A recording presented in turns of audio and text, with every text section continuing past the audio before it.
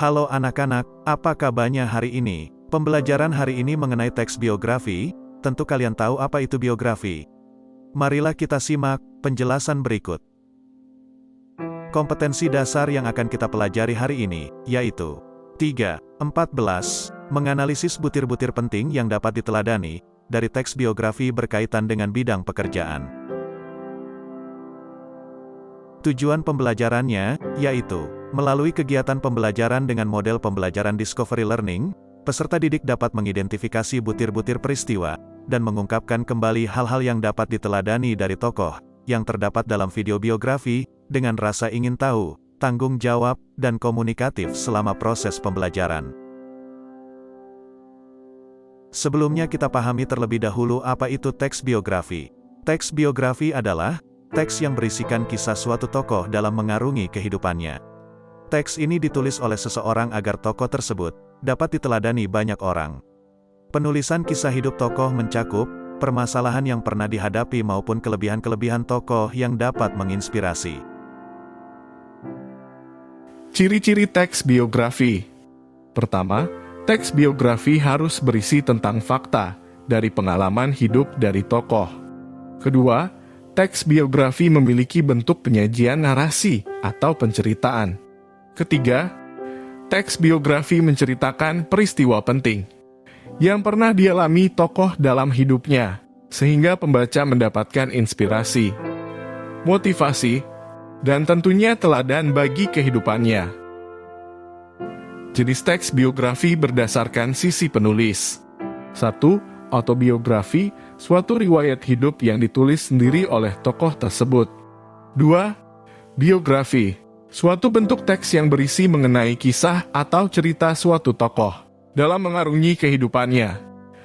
Entah itu berupa kelebihan, masalah atau kekurangan yang ditulis oleh orang lain. Jenis teks biografi berdasarkan isinya. 1. Biografi perjalanan hidup berisi sebuah perjalanan hidup lengkap seorang tokoh atau diambil dari bagian-bagian yang dianggap mempunyai kesan. 2. Biografi perjalanan karir berisi sebuah perjalanan karir seorang tokoh, mulai dari awal hingga karir yang dilakukan saat ini, atau bisa juga perjalanan karir dalam mencapai sebuah kesuksesan tertentu. Jenis teks biografi berdasarkan persoalan yang dibahas. 1. Biografi politik, penulisan cerita hidup tokoh suatu negara dilihat dari sudut pandang politik. 2. Biografi intelektual, biografi ini hampir sama dengan biografi politik, persamaannya yaitu kumpulan bahannya yang didapatkan dari berbagai riset. 3. Berdasarkan jurnalistik, sebuah biografi yang penulisannya didapatkan dari hasil wawancara dengan tokoh yang akan ditulis atau tokoh yang menjadi rujukan sebagai bahan pendukung cerita. Struktur teks biografi. Pertama, orientasi.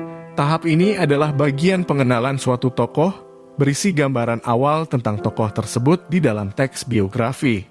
Kedua, peristiwa dan masalah. Tahap ini adalah bagian kejadian atau peristiwa yang dialami oleh tokoh. Ketiga, reorientasi. Tahap ini adalah bagian penutup, berisi mengenai pandangan penulis kepada tokoh yang dikisahkan. Menemukan karakter unggul dalam teks biografi. Untuk menemukan karakter unggul tokoh, dapat dilakukan dengan mengidentifikasi peristiwa atau permasalahan apa yang dialami seseorang, serta bagaimana caranya menghadapi semua itu. Cara penggambaran karakter unggul tokoh ada dua, yaitu: pertama, secara langsung, artinya karakter unggul tokoh dituliskan secara langsung, sehingga pembaca tidak perlu menganalisis makna tersirat. Kedua, secara tidak langsung, artinya menyebutkan bagaimana karakter unggul tokoh. Penulis menyajikan karakter unggul tokoh dengan mendeskripsikan bagaimana cara tokoh menghadapi permasalahan keuangan yang dihadapinya. Simak video berikut.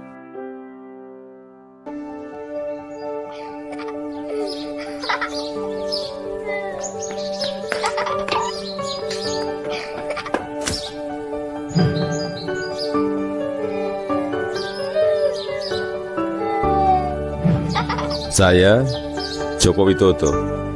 Ini adalah kisah masa muda saya sewaktu memulai perjalanan hidup.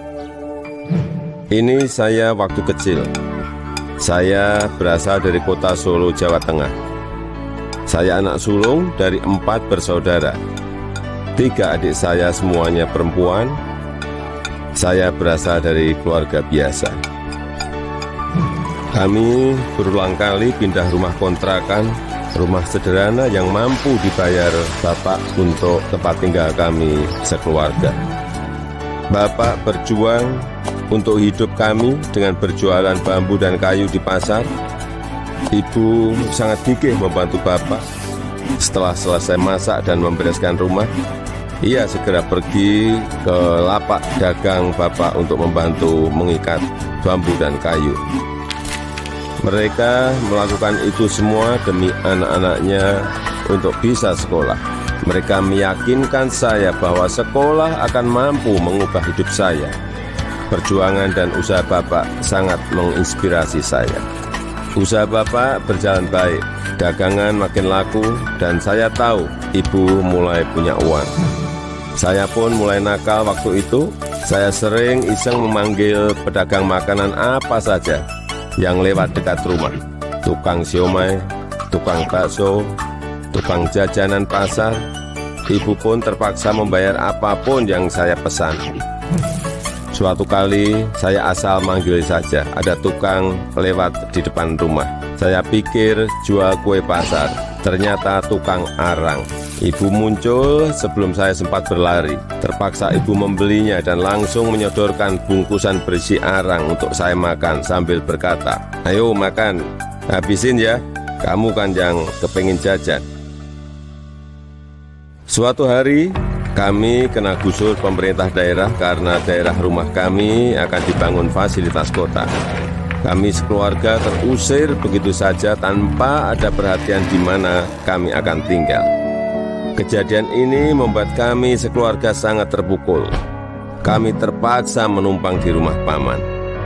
Keadaan yang sulit membuat kami sekeluarga gigih berjuang lebih keras.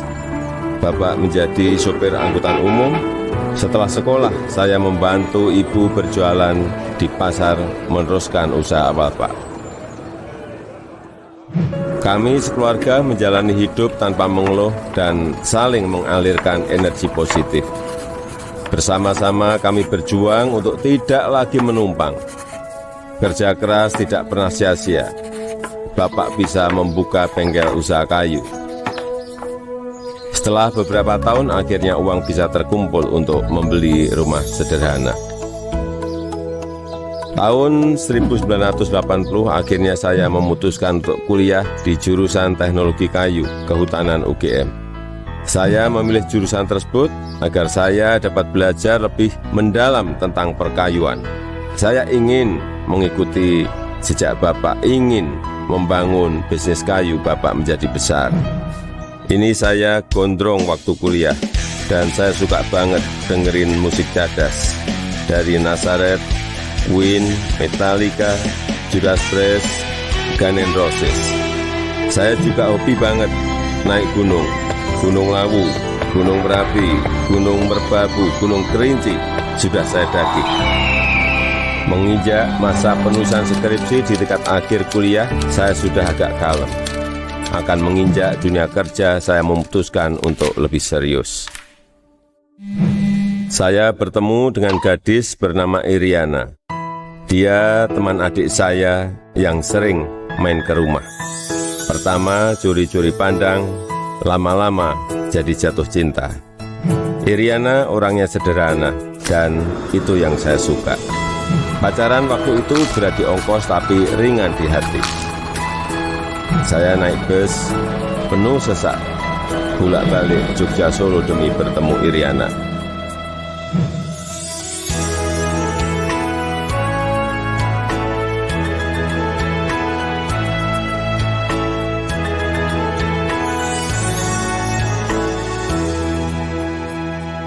Lulus kuliah tahun 1985, saya melamar ke sebuah perusahaan kertas di Aceh. Setelah diterima, saya baru tahu akan ditempatkan di hutan rimba.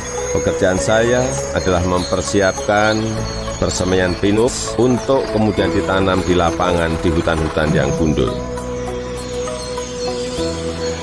Beberapa bulan setelah itu saya kembali ke Solo untuk menikahi Iriana dan menyiapkan keberangkatan kami ke Aceh.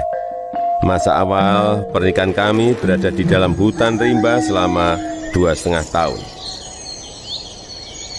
Pada tahun kedua, Iriana sudah dalam kondisi hamil dan kita memutuskan untuk melahirkan anak pertama kami di Solo.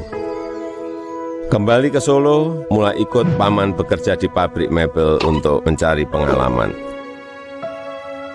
Di sini saya belajar banyak tentang bagaimana menjadi pengusaha yang baik. Semua posisi pernah saya lakoni, di produksi, di pemasaran, semuanya pernah saya alami. Tahun 1987, anak pertama saya lahir, Gibran Rakabuming. Gibran itu singkatan dari gigih dan berani. Saya ingin putra pertama saya punya semangat hidup seperti namanya. Lahirnya Gibran juga memicu saya untuk mendirikan perusahaan pertama saya yang bergerak di bisnis mebel dengan nama CV Rakabi. Tapi ternyata menjadi pengusaha bukanlah sesuatu yang mudah. Saya pernah habis ditipu. Barang sudah dikirim tapi tidak dibayar. Lalu orangnya menghilang. Kalau kita jatuh ya harus bangkit lagi. Tidak lama setelah itu saya mendapatkan pinjaman modal usaha. Dengan semangat untuk bangkit dan berkembang, saya bergerak cepat untuk mencari pesanan sampai luar negeri dengan cara ikut pameran-pameran mebel. Hasil usaha saya mulai terlihat, kantor tidak pernah sepi dari kunjungan pembeli. Di sini saya bertemu dengan pembeli dari Prancis bernama Bernard Jean. Dia yang memberi sebutan Jokowi untuk saya, untuk membedakan Joko Widodo dengan Joko-Joko lainnya yang banyak beliau kenal. Sejak saat itu, orang-orang lingkungan pengusaha mebel mulai memanggil saya Jokowi. 2 anak saya lahir setelah keadaan ekonomi keluarga membaik. Kahiyang Ayu dan Kaisang Pangarep. Saya ingin anak-anak saya mengenal sekolah kehidupan yang dilandasi perjuangan untuk mandiri, supaya mereka semua mampu membangun kehidupan yang kukuh. Keluarga adalah sumber kekuatan terbesar bagi saya. Saya yakin yang saya alami waktu muda sedang kalian alami sekarang. Tidak ada Jokowi hari ini jika tidak ada sejarah susah hidup saya. Teruslah berjuang mewujudkan mimpi-mimpi kalian. Mari kita terus bangun Indonesia maju.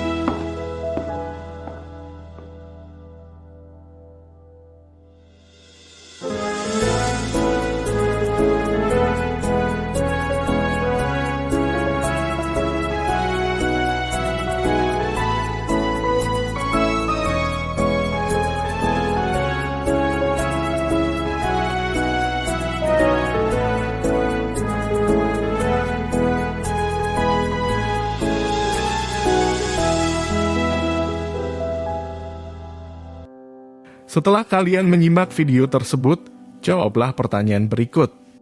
1. Siapakah tokoh yang dibahas dalam biografi tersebut?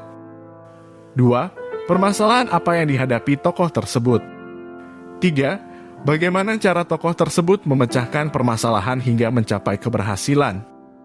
4. Apa yang menarik dari tokoh tersebut? 5. Hal apa yang dapat diteladani dari tokoh tersebut?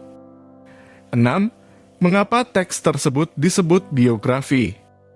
7. Apa yang membedakan teks tersebut dibandingkan teks lain, misalnya dibandingkan cerpen atau berita? Setelah menjawab pertanyaan tadi, diskusikan dengan temanmu untuk tugas berikut. Identifikasilah karakter unggul tokoh yang diceritakan dengan menggunakan tabel berikut ini. Selamat mengerjakan!